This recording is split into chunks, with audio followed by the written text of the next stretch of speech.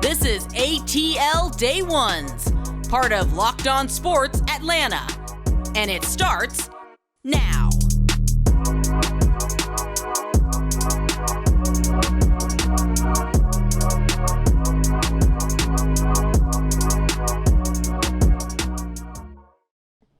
Welcome into ATL Day Ones with Jarvis and Tenitra. We want to just say thank you for making ATL Day Ones your first listen of the day. And remember, we are free and available wherever you download your podcast. And wherever you download your podcast, make sure that you leave us a 5-star review. Because, guess what? We do not hide greatness on this show, and we're not going to allow you to do that either. So guess what? You got to go ahead and do it and spread the word about what's going on ATL Day Ones. But speaking of what's going on, today we have on the show. At one point, T, I started to get that feeling in my stomach. And I think I want to thank the Falcons for getting rid of it towards the end of the game. And I think the Falcons have finally found an identity. And last but not least, and for the culture, T, what will it take for the Atlanta Hawks to be legitimate Eastern Conference contenders in the NBA? We'll talk about all that. But first, T, we have to talk about no Atlanta professional sports PTSD. The Falcons get the dub 27-23. But I don't know about you, but in the fourth quarter, when they were driving, they just got the ball. Avery Williams, did what he could do. Receiving the punt, and they had horrible field position. They get out of it. They're driving. They get across the 50-yard line. They get the delay of game and drones and stuff flying all over the place. And then they resume play. And then Marcus Mariota fumbles the football. And people try to blame it on Tyler Algier. I don't want to hear that crap. Marcus Mariota said, my bad about that again. We'll talk about that in a little deep dive. But I think once the defense hit the field, T, I think the thing that just made me happy was the guy that the Falcons paid, that they wanted to stick around. They didn't want to go into his last year's contract without getting new money. Grady, Jarrett comes up big, gets the sack, and they make Geno Smith look like Geno Smith. That made me happy, T. Yeah, and it was so good because along the game, the progression of the game, as well as the progression of this season, I feel like we've seen what we thought we were going to see in Grady Jarrett. Last year was the first year under Dean Pease, so I never, ever thought that was him regressing to the mean. I always thought that was an anomaly. And I think Grady Jarrett is showing us that last season was an anomaly. This season, this is the real 97. And it may have taken him about 3.5 quarters to get out of those stinking double teams, but when he figured it out, he made you pay. And don't get me wrong. When you talk about 5 tackles and 3 tackles for loss, and 4 of those tackles were solo, you got a QB hit and a sack. I mean, dude was doing his thing. But when it counted most, when most Falcons fans were wondering if it was going to happen, by the way, I will promise you I did not panic. I kept saying, Grady, make a play. I know Grady's going to make. I promise you I said that. And that's been my guy. I think he's going to be the defensive MVP, and he showed why. Last night, he is the heart, the soul, the everything for this team. The heart, the soul, and everything for that defense, for sure. It's a reason why the Falcons decided to keep him around. Now, T, one thing that I'll admit, it looked ugly when the Braves dropped the first 2 against the Philadelphia Phillies. We got doggone, you got Ronald Acuna sitting out, and he talking about twisting and turning hurts, and I'm just like, okay, that's a big deal when you talk about a big bopper at the plate, you got to twist and turn in order to hit the ball pretty hard. So, that's never a good thing to hear. But thankfully, they end up coming back and getting the last 2. The final was 8-7 yesterday. And absolute marathon of a game, right? With the rain delay, like a monsoon just came through in the 5th inning. And it was just like, they're not about to finish this bad boy out. But they do get the chance to finish. And Ronald Acuna makes an appearance later in extra innings. And he gets on base and does his thing as well. So, T, it didn't start well. But thankfully, the Braves turned that bad boy around.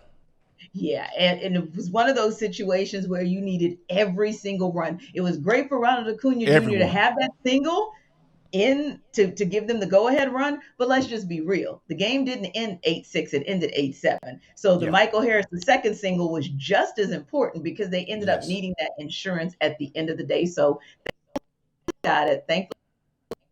And one more thing I want to just say, and then kind of looking at the series overall, I felt like we saw a better Kenley Jansen. And we don't get to say Yes. that very often. So I Yes. just wanted to kind of put that out there as well. It was good to see, just a better Kenley Jansen. I'll leave it right there. Yeah. I mean, I have and that's concerns what with Kenley. because we've done it on this show as well. We've brought up the fact that, hey, Kenley, you need to be better. And I think that that's the only thing that you really want from a veteran guy, because we talked about how this season mirrors the Will Smith season last year, Yeah. and like we don't know what we're gonna get, and I think hopefully it continues to mirror Will Smith season, because we know what happened when he got into the postseason. It was absolutely amazing, and Mhm. I think that if Kenley Jansen can do that, I think you'll start hearing some of the doubters start to quiet just a little bit. Speaking of doubters, this game, the Georgia Bulldogs, the number one team in the country, they ended up winning by 17. The final score was 39-22 against the Kent State Golden Flashes. But it didn't look pretty in that first half. When you think about what we were expectations coming in, you talking about a 45 point spread, and I'm sure that whoever had the gumption to make that bet, I'm sure they made out pretty well when it comes to that final score, Georgia only winning by 17 points. Right. It was just weird because I just remember thinking, okay, and granted, I didn't get to look at the entire game because Right. I was calling a game myself. Right. But Yes. the moment that I was able to take a look, I was thinking, okay, are they on the struggle bus? Because in this team that maybe you question the question you just asked last week, which Right. is, are they in the 2021 team, right? But Right. then I thought, and I know Kirby always he always argues against this, but is this a real Mm-hmm. concern about complacency? And I just kept coming Right. back to that, right? Because Right. execution was an issue on all sides of the ball. Right. Everybody was just out there making some mistakes that you would not expect of a team. There are enough, I'm going to call them veterans. There are enough veterans Mm-hmm. from that 2021 championship team not to be missing the mark like this. However, I know who wasn't on the struggle bus, Brock Bowers. That's the one. Lord. He was the shining light from Saturday. He was like, I don't know what else the other 10 are doing. I don't know what the 11 are doing over here. As for me, about to Yes. rock y'all. As for me in Rock my house, out. in my rock. As for me in my house, we're going to rock y'all today. Yes. And I've mentioned on this show about Stetson Bennett being a Heisman trophy contender. I'm changing that. I know, like, yeah, Jarvis, you go with the flow, right? Yeah, I change like the weather sometimes when it comes to certain things, because I can't deny what I see. Brock Right. Bowers need to be the Heisman candidate, because look how he's scoring. He's not only just dominated from running routes and blocking in the run game and catching, beating linebackers and safeties and stuff like that. He's not only beating linebackers and safeties, he's taking the ball from on a jet sweep to the house. Was it 75 yards? That is absolutely ridiculous for a guy of his size to do something like that. I don't care who you're playing against. You can be playing against the children of the poor, Williams and Mary. Like, I don't care. Like, when you a guy like that with that type of size, and take the rock to the house, that is absolutely amazing when you look at some of the things that he's able to do. So yeah, a hashtag Brock Bowers for Heisman. That's the type of stuff. That's the type of different stuff that he has to do coming from that position, because we know the Heisman voters always favor quarterbacks, wide receivers, and running backs, mostly quarterbacks. And I think that for him to be able to take the ball, taking handoffs and taking them to the house, that's definitely going to get some of those voters' attention. Now, speaking of, it might be some unwanted attention by over there in the flat, Steve. It is official. Todd Stansbury and Geoff Collins are out, have been relieved of their duties. We've talked about this. We said it wasn't a matter of if they get fired. It was a matter of when they get fired. And it is official. And I think one of the things that was the killer for Todd Stansbury, I had no, that was the killer for Todd Stansbury is the fact that after last season, when people were clamoring for him to just go ahead and make the move and figure it out later, he stood by him and said, this is, quote, my guy. And when you align yourself with something like that, I think that's when you signed your pink slip. He's literally signed his pink slip when he aligned himself with Geoff Collins and believed what the snake oil salesman was selling. And he did it again, and he put himself in a bad situation. Totally. And you think about the fact that and not just him, but think about other moves that were made or not made in Todd Stansbury's tenure. And yes, last year was a better year, if not the best year for Josh Pastner. Right. However, there have been some situations with him too. And Georgia Tech's real bread and butter, if we're being honest about it, has always been basketball. Yes. So for you not to have either one of those keys to your program, your bread and butter, and then the bread and butter of the South, which is the college football, none of those working for you. I mean, no, you got to go to. And listen, it was so funny because this morning we hear the meeting of the minds at Georgia Tech. I was like, no, it's the meeting of the money. The money. The meeting of the minds. It's the meeting of the money. How much y'all got? Exactly.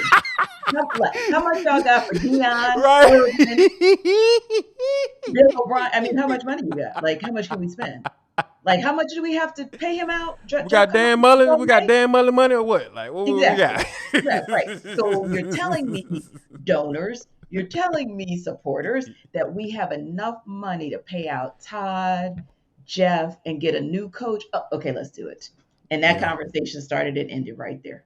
Yeah, I think that was a pretty quick conversation because you know what you're getting yourself into. I think because, we know what Geoff Collins is about $10.5 million left on his contract over the next 3 years. So, hey, it was already in the budget. So, hey, you're just going to more than likely to have to pay all of that out because Todd Stansbury, for some reason, gave him a 7-year guaranteed contract. Who knew? Ooh, okay. All right. That's a do you, player. But I think that, we'll see. We'll keep an eye on as to what comes out over the next couple of days as far as what's going on in the flats with Georgia Tech.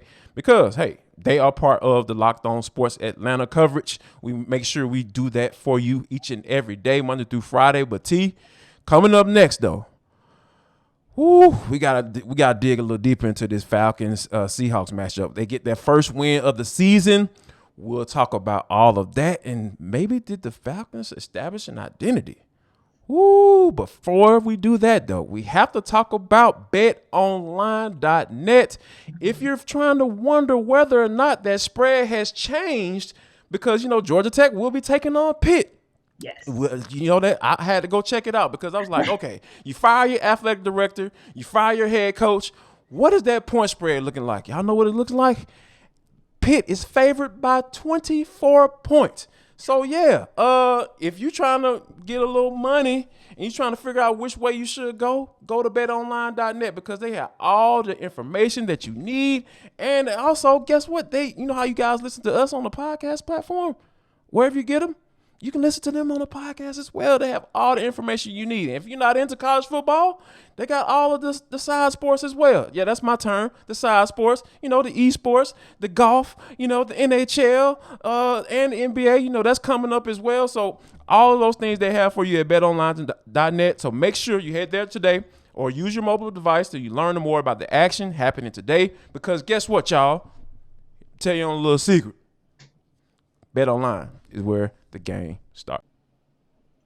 Welcome back to ATL Day Ones. I am Tenitra. That is Jarvis. And you guys are the ones who keep this show rolling because you go everywhere and you download our podcast and then you leave us 5-star reviews and then you go subscribe on YouTube and get us almost to 4,000 subscribers across the Locked On Sports Network here in Atlanta. So we appreciate you guys for rocking with us and just staying the course and also keeping it pushing. Don't forget, leave us some comments from time to time and we will talk about them on air, especially this week. I know you guys have thoughts. I know you got commentary about the Falcons, as you should, because the Falcons finally got the first dub of the season, 27-23 over the Seahawks. And listen, we on this show, we want to give the flowers when we can, right? So, yes, we're going to Yes, be indeed. happy about what the Falcons were able to do to keep you guys from not having sports PTSD. Yes. And hopefully, we'll be able to see that that's something that continues as far as the progress, because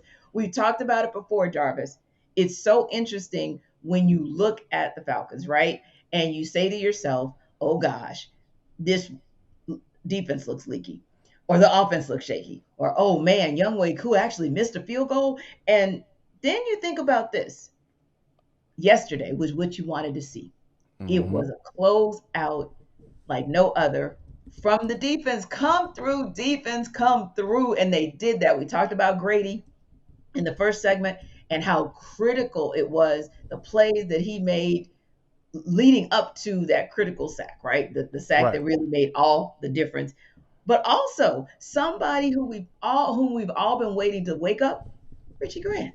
He did his thing too. He made sure Yes. that ball, he made sure it was a wrap with a one, I mean, just a timely interception. It was almost like he was telegraphing it, like I'm just going to sit here and wait and wait Yeah. and wait. And here's the ball. So I love it for him.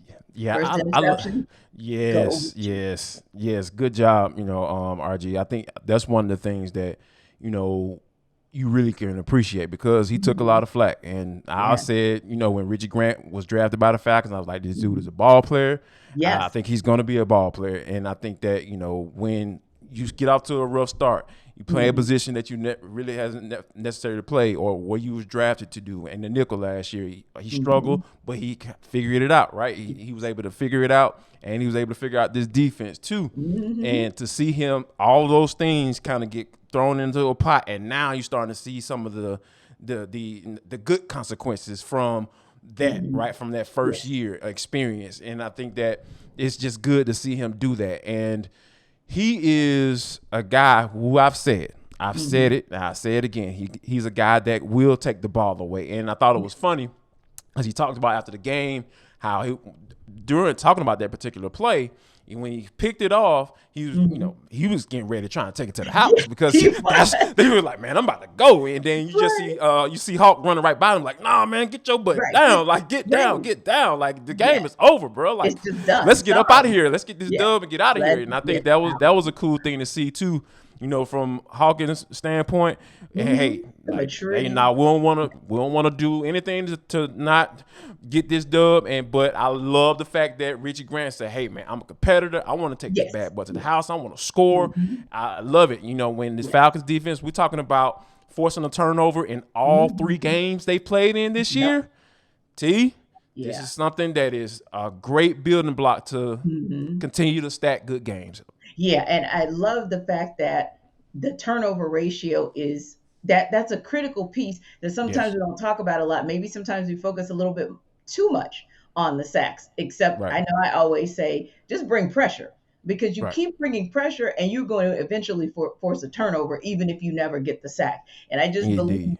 ev- those the Falcons defense kept almost getting home the whole game, just enough to lead up to what we saw in the waning minutes of that game. So that was just wonderful to see. And even to see Lorenzo Carter. I mean, look, that's what they brought him here to do. Yeah. He did what he's starting to show why they brought him here.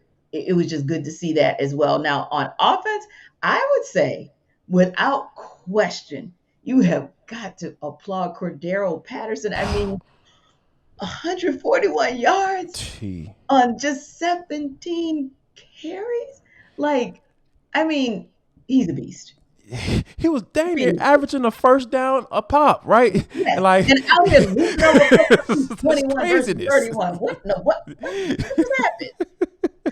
And I'm sure that's the number, right? Between 15 and 17 carries. I Yeah, know they don't want to get it to that 20 carry right. situation. And I know that's why you saw Tyler Algier Yes. still, he obviously wasn't as productive as Patterson, but Right. you're starting to see him kind of figure things out and start to learn his Mhm. way, as in his rookie year as a running back in the NFL. So, but Cordero Patterson was the guy. It seemed, Mhm. and when he broke that 40-yard run off T, I was just like, this dude is just that. When you saw the burst, you understand why Cordell Patterson didn't play in hardly any in the preseason. You get it. You understand the plan. I love seeing coaches' vision come to fruition. Yes. This is what Arthur Smith envisioned for this team. Giving a rock to Cordell Patterson between 15 and 18 carries, you know what I'm saying, and him breaking that bad boy off and to close out the game towards the end. You know, we get those 2 first down runs. You just look at it like, okay, this is what Arthur Smith wants right here. And also give Kobe Gossett the credit, because when I found out Elijah Wilkinson later on Friday after we had done the show that he will not play, I got super concerned, because Wilkinson has been playing really well, and I got to give some kudos to Chris Lindstrom and Caleb McGarry as well, because that right side was opening up some holes, T. Yeah, it was really, really impressive to see what they were able to do, because, you just didn't know. I mean, we had been giving the O-line flowers, and particularly we highlighted Elijah Wilkinson last week. And then when we got that news that he was a scratch, yes, there was a bit of a concern there on whether or not the Atlanta area native Kobe Gossett was going to be able to come in and make something happen. And hey, when you get to stand pat, and like you said, I was looking and just so pleased to see holes opening, because what that spoke, and we'll talk about what that really means in a minute. But before we kind of go there, I want to talk as well about the obvious, which is you finally let KP do KP things. And it was a beautiful thing to see, because it was not that it's not about a touchdown, but the question is, how do you have a unicorn and you're not letting the unicorn do unicorn things? And every time he had an opportunity to do unicorn things, he did it. He did it. So it was great to see him get 5 catches, 87 yards. And those 5 catches were on 8 targets. So that's the other piece I like. Efficiency. You don't have to give him double-digit targets for him to give you that much productivity. So I hope this is the beginning of what we're going to see in how the Falcons utilize KP properly. And you know what? I think it was more so of a. I mean, of course, what you just said, no doubt. It was definitely that, and I think that a matchup thing too. When you think about Jamal Adams not being in on back end of that defense, and them having a guy in Tariq Woolen who was a mid-round pick, and him as a rookie starting, and guys like Michael Jackson who you never heard of, you're like, dang, Michael Jackson got a son playing in the NFL? No, that was just his name. He just so happened to be named Michael Jackson. So I think taking advantage of the matchups that I think Arthur that came into play as well, and not necessarily. I mean, Arthur Smith has definitely revealed to us in his own way that he does listen to what's going on outside those 4 walls in Flowery Branch, and I get it, and I'm sure he does get it as well. But I think that for him to be able to say, look at what they were facing up against, and saying, you know what, it's a huge opportunity for me to go ahead and get my tight end, the guy that y'all took 4th overall in the 2021 NFL draft, get him involved early, and then, hey, I'm going to let my other guys eat as well. Olamide Zaccheaus, Drake London, all of those guys, getting in the end zone and making it easy for the quarterback. Easy for me, because that's the key in this offense and the identity of the Falcons. Make things easy for Marcus where he doesn't have to win the game for you at the end, and that's exactly what ended up happening out there at Lumen Field at Seattle. Yeah. It was a close call when they did actually put it in his hands late, but thank goodness there was some cover up there. But going back to what I was saying about Marcus Mariota as it relates to KP, when he is and when he was double covered, it was just a situation where you could tell that there was a discomfort. Like Marcus Mariota just did not seem to be comfortable threading that needle. And last night's game, I think, was the first time where we maybe kind of sort of saw him get a little bit more comfortable. So I do think as he gets just a bit more comfortable in that pocket and being able to quickly release the ball, find your guy, and before the double team can actually even get set, he's set, because KP is going to be where he's supposed to be.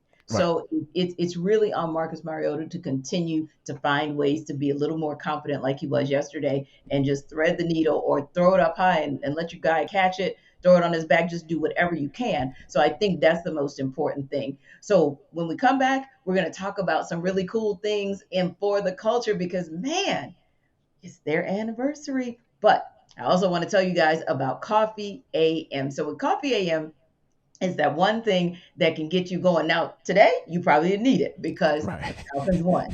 Yes. But on other days, maybe Georgia Tech fans might need it Tuesday morning because they Yes. might be sad. I don't know. Maybe they're happy. But for those who actually might be a little bit sad, Coffee AM can be a great perk up for you. It is locally owned and operated. It is the company that takes pride in the quality of their product to the point where they literally go all around the world to get the right coffee to roast for you. They are the best small batch roaster in this country. And literally, when you make that order, when you place your order, it's fresh, fresh, and more fresh. It's coffee that's going to be made on the spot or not far removed from the day that you ordered.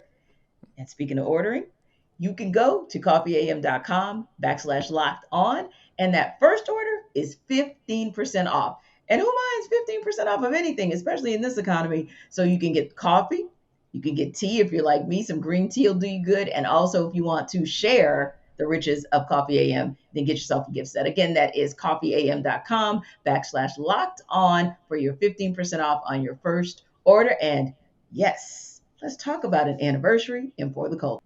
Final segment of ATL Day Ones with Jarvis and Tenitra. Want to just say thank you for rocking with us throughout the entire show. We really appreciate you. We appreciate you for downloading us wherever you get your podcast. And also, make sure you leave us a 5-star review if you haven't done so already. We've seen those bad boys. We really appreciate you for that. Help spread the word about the good greatness. The good greatness. Yes, I said that. On Locked On Sports Atlanta, right here on ATL Day One. But T, this is For the Culture. It is the intersection between sports, entertainment, and the culture. Sometimes whatever we want to talk about, because that's how we get down on this show. Today is no different because it's been 35 years since Different World aired and brought us to life. And when you talk about just the effect as those two shows, and I'm going to go ahead and throw the Cosby Show in there as well, Sure. because that was a Yeah. spinoff of It's that. a spinoff, right. I think that, the effect of them, Bill Cosby, wearing the HBCUs, always being painted around, and then just a positive image of a black couple, a doctor and a lawyer, you know what I mean? Like, just a positive family image that it gave, and, for them to kind of move on and to see them grow up on the different world, I just think that it is absolutely cool just to see, Jasmine Guy and Kadeem Hardison just out here talking. I saw an interview that they did on the Breakfast Club, just to see them talking about and reflecting back on the impact that they had on the African American community. I just absolutely love it. Yes, because that's the other piece. Like you said, the Cosby Show started it because the thing that people would say all the time was, wow, it was showing a doctor and a lawyer in the same family and they're black. And Yeah. I know people like me, I was like, I know those people. Like, that's not foreign to me. But that was foreign Yeah. to a lot of people in Yes. America. And so it really opened it up to show you, and no offense, of course, but to show you that no, we're not all good times. And good times did have a lot of positives, don't get me wrong. No But not doubt. all Yeah. black families have that trajectory. And so I just thought it was like a nice juxtaposition. And then you send all your kids off to college. Every last one of them goes to Yep. college. Yeah. And the first one to go, for what we saw, because when Sandra came aboard, she had already, finished with college. But the first one that we saw actually go off went to a black school and showed what I like to call the original For the Culture, because Right. that was where the culture was really introduced. Everything they did, everything they said made perfect sense. We all on our campuses, Albany State, I'm sure, Xavier, we all had our version of the pit. And we all had our patio shows, our step shows. That was a thing. We all had the gorgeous girl who came on campus and was like so bougie and untouchable, and the Yeah. goofy guy, and they Yes. end up together. And in the beginning, everybody on our campus is like, man, you How can't that do happened? that. Yeah. Nobody can holler at that. And then you end up marrying her? Like, totally. Yeah. Yeah, Yeah. so there were just so many elements that each of us can talk about that totally resonate. And that's why I think it was so powerful and is so powerful because so many kids back then said, hey, A, that's what sent me to college, and B, that's what sent me to an HBCU. But what I love is there are a couple of pages on Instagram that I follow, Mhm. and one of them did like a compilation video, and then I think I did a one-on-one video for one of them as well. But I went to check out the compilation video, and one young lady said something that I thought was really powerful. She said, I may not have gone to an HBCU. I ended up going to a PWI. She said, Mhm. however, the reason I went to college is still a different world. And I Yes. said, that's the ticket because the enrollment for HBCU spiked. That was very much noted from that show. But I would Yes. imagine maybe if you didn't go to an HBCU, but what if you were still the first in your family to go to college, like Lena James was in that Right. last season? So Mhm. many different elements that all of us could just relate to. And it's funny because I think initially, Whitley, Gilbert, Wayne, and Dwayne Wayne, the actress Kadeem Hardison and Jasmine Guy were like, let us live. We just want to be Jasmine and, Kadeem and just be actors and do something other than be Whitley and Dwayne until they figured out how much they meant to us. And that takes nothing Yes. away from, even Kimberly Reese. I know for me, seeing that brown girl be like just focused on, but also Right. talking about the issue of colorism and explaining to her boyfriend at the time, Ron Johnson, what her life was like in Right. that space. So just some beautiful things there that I saw that kind of resonate today. And I think we're going to have Charnel Brown and Daryl M. Bell on our campus. They're our grand marshals for our homecoming parade. And I just can't wait to tell them. Like, I Nice. cannot wait to Yes. give them their flowers. No doubt about it. And just one little quick nugget before we talk about the Hawks. Now, I found this out. I was watching Uncensored with Jaleel White. Absolutely amazing. I Yeah, suggest you that's check it another out. one. Yeah. And he was up for the position to be on the Cosby Yes. Show. It was Yes. between he and Keisha Knight Pulliam, Rudy, Rudy Huxtable. And I was just Mhm. like I don't even know what that would have looked like, but when you think about like what he did with Family Matters and like that show wasn't meant for him to be the star of the show because that's what it was. He was the star of the show, Yes. and just for it would have been very interesting to see how that would have played out. But Mhm. I think that when you think about the impact of both of those shows, Yes. and for them Yes. to here we are talking about them 35 years later and talking about HBCU's attended spikes and like the network that approved that show, they had no clue what they were getting themselves into At all. when they at all what they were doing. And I think that we're thankful though for what happened, the benefit, how we were able to benefit from it as well. So, That's why we but act like season one never happened because season yes, two is really where that show started. And like you yes. said, NBC wasn't ready for seasons 2 through 6, but thank you. Yes, we appreciate you forever and all. And last but not least, but before we get out of here, the Hawks got a chance to start training camp, and I don't know about you, but like I am super uber excited about DeJounte Murray coming to this squad and Nate McMillan seemingly just glowing at the press conference because he's talking about all the great attributes that DeJounte Murray has, and one that it just seems like he just had a giddy face on is when he was talking about how he's going to be able to play defense this year for him.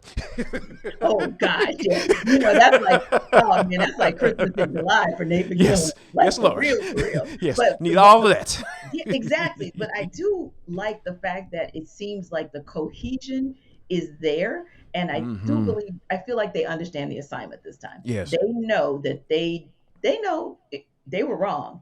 They know they jacked it up last season. It was right. nobody's fault but theirs. And so they know on the flip side that this is an opportunity for them to right the ship. So I feel like everybody's gone back in the lab individually before they even came together collectively and worked on whatever. It could be, Trey Young and his off-ball play. It could be DeJounte Murray learning how to gel with that starting five. It could be DeAndre Hunter learning just to finish and just to be his conditioning has been also an important thing for him this season. And it just everybody, I think on that entire squad, understanding you've got to take it up a notch individually if you want to compete in the Eastern Conference. So I know we'll have more days to talk about them as they go Yes, through Lord. training camp before they head to Abu Dhabi. I cannot wait. I know you cannot wait. And we also cannot wait to talk to you guys tomorrow about hopefully a Braves win in the first game of that series in DC. Also, of course, we're going to talk more Falcons because we still have some things to break down about that game as we get ready to watch them take on the Browns next week. And of course, any and everything that you do should also start first with us here at ATL Day Ones. The second thing is hitting hard with John Shuckery. And don't forget, you can catch us on Amazon Fire, Roku. I mean, this is pretty cool. No So, excuse. yeah. And you know what you can do? Go out and get yourself a pancake on National Pancake Day and watch us. Okay? Enjoy yourselves. We'll see you tomorrow. Y'all come back now, you hear?